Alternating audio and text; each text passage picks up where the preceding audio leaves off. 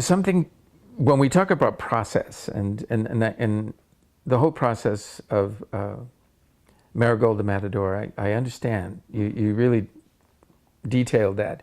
But let's get back to the process of what Kenneth, the writer, not the director, that's the next process, but the writer, how do you start? Where's the kernel coming from? How does that work for you? It's usually well, it always starts small with one story or just an idea. And then and that could be from something I've seen or something I've read. And it's something so incredibly tiny, and then it just blooms into this. And more times than not, on all my scripts, I have the beginning and I have the end. And everyone may think that... Wait a minute, slow down. Sure. You already have the beginning and you already have the end. Yes. So now it's just a matter of getting from A to B to Z. Right, A to Z. Yeah, because everything else and in that between. sounds simple enough, but if I'm going to be authentic in my writing, I have to earn that ending. So it kind of sucks to have an ending that I'm already in love with, and I'm writing to that ending. Right. Because I have to earn it. I can't force it. And so that could take a long time. But it forces me to take the characters in different directions, to bring in new characters, and to see if I get there. And I have to say, more times than not, I have gotten there, except for this script I've been working on for 2 years that is practically done, but I didn't earn the ending, and I'm not happy with it. I love my ending, but I didn't earn it yet. And so I am constantly working on that project. Well, okay, you're going too fast for me sorry. now. You're going too fast for me. Okay. Because I'm still with process. Right. Now, does that mean you have several story ideas that you have tucked away, and each one's sitting there, and one might appeal to you more than the other one, and you do a little bit of this one, a little bit of that one, until one decides to tell you, or you feel, this is my next project? Yes, but, well, let me start with this. That writing in itself is a discipline, and you don't write when you're inspired. You write, well, I do write when I'm inspired, but I'm inspired every day, Monday through Friday, not every day, but Monday through Friday from 8 a.m. to 11:30 a.m. Okay, so now this is a process. See, this is what I want to know. Okay. So you block off that time specifically for writing, but what if you're not inspired? What if nothing comes to you? What are you doing? You sit there and you stare at your screen and you stay off the internet and you try to find it. You can read something, but something that's pertinent to what just anything. Just anything at all, anything that sparks your interest, or read a news article or something, or that's usually what I do. I'll sit there, and there'll be times in that 3.5 hours that I may only write one page. I may only write one paragraph or one scene, or I may write 10 pages or 30 pages, or I go beyond the 11:30 and I've completed a script, and I go, how did that happen? I don't know.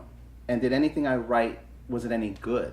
You know what I'm saying? So I don't look for inspiration. You just have to do it every single day. If you're a writer and you want to write screenplays, it has to be every day. Not when it's convenient, not when you're inspired, or not when you have an idea, but every day sitting at that computer and looking at it and loving it, even when you hate it. So that's a discipline, though, that you've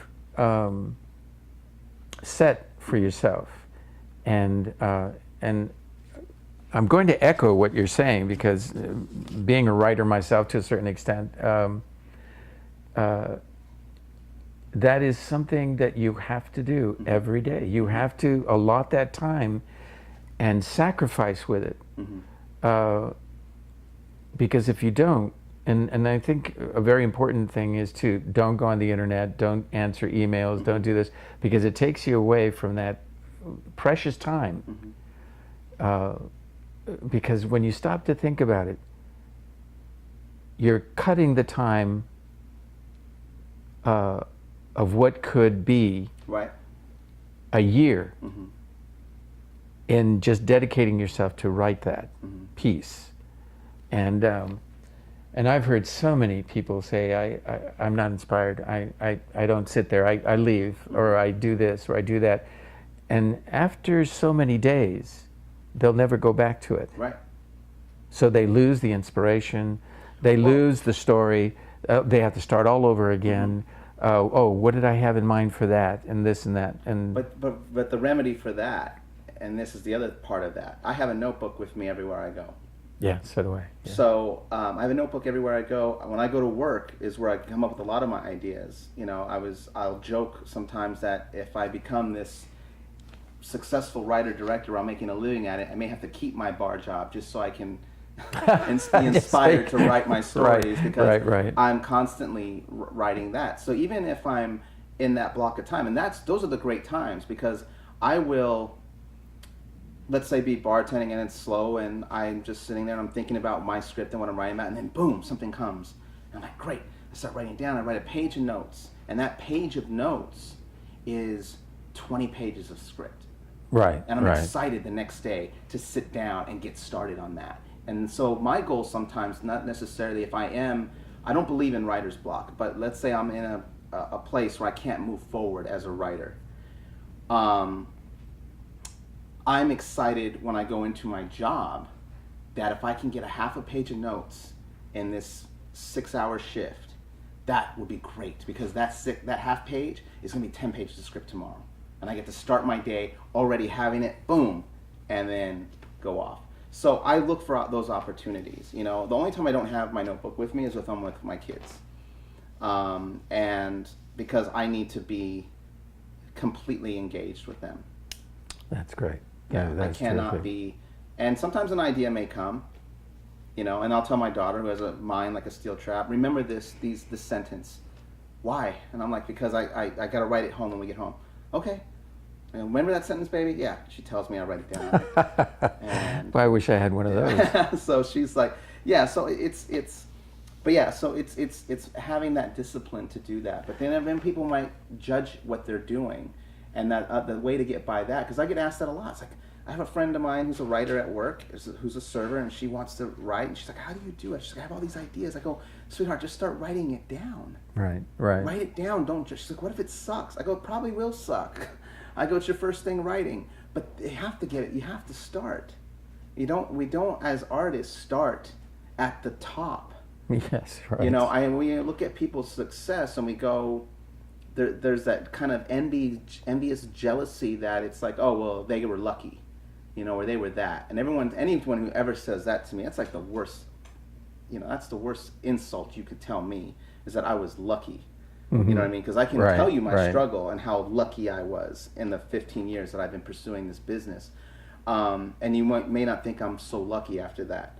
But never assume that. It's a struggle to get to where you're at. Mm-hmm. You know, and I've certainly had a ton more failures and a ton more horrible ideas. All right. Well, we'll get to that. Right. I think. But process-wise, well, you said there are two things in my mind right now that I want to follow up on what you were just saying, and because in many ways, what you're saying to me in the notebook that you carry with you, you know, many writers will do cards to advance the plot and maybe advance the subplot. They'll use just phrases and then start connecting the dots.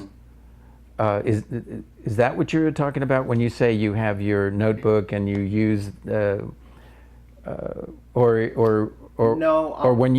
it's already in your head? It's already in my head, and then I'll have a scene that this isn't working for me, and I'll start to think of the dialogue, and so I'll just write the dialogue out. Now I don't know where that scene's going to play in. It may be further down the script. It may be in the beginning, at the end. I don't know. Oh, really? But the scene works, and the scene works for this script. So let me just say, what is it when you about? say script, the story? The story, yeah. Yeah. It works. So let me do it, because it reveals character, not necessarily plot, but it reveals character. Do you at any time find yourself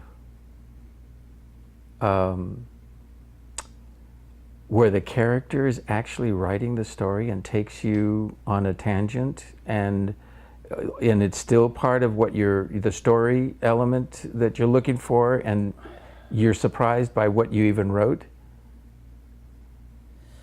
I can't say that. Maybe that does happen. I can't say that I'm aware if that's happening. That's happened to me. All right, yeah. I can't think of an instance. If it does, it's so fleeting and fast that it doesn't register that that's what's happening for me. Yeah. Does that make sense? Oh, sure. Because I already know where this character needs to go, and I'm maybe trying to get them there, and they may. So yes, I guess the answer is yes, because sometimes I'm trying to get them to go this way, and they're like, no, this is where I'm going to go. Yeah, it's an amazing feeling because all of a sudden you're finding your story is still advancing. Oh, yeah. But all of a sudden you're, wow, where did that come from? Right. And I think what happens in writing, which I think, like in life, we're influenced by what we know and experience. And I think that's where the writer conjures up all of those elements of living. So it's good to take adventures. Oh, yeah. It's good to be watching people. You have to. And I think for me, if you have kids, that is a great adventure, and they look at things differently, and so they do inspire me, not necessarily as an artist, but just as a human being. They inspire me. Right. And so like I've been saying lately, I've been noticing my son is mimicking me a lot, and not in a mocking way, but right. He's wearing hats all the time. He has people who see him and say, oh my gosh, he talks just like you, he moves just like you. I have to be careful that I'm the hero that he thinks I am. I see what you mean. You know what I mean? So I don't know why I've got off on that tangent, but I'm just saying. But it's character. Yeah, absolutely. It's an influence, and as a writer, that's what you're infusing into your story, and they all have to coincide. And I think that's what you draw from as an artist. Exactly. Life. And hopefully an audience responds to that. Sometimes they do, sometimes they don't. I've done 7 films, and not every single one is connected, and even though I've been proud of them, but for whatever reason. That'll take us to the next little journey we're on right now. That wasn't planned either. No, and we'll call quits here.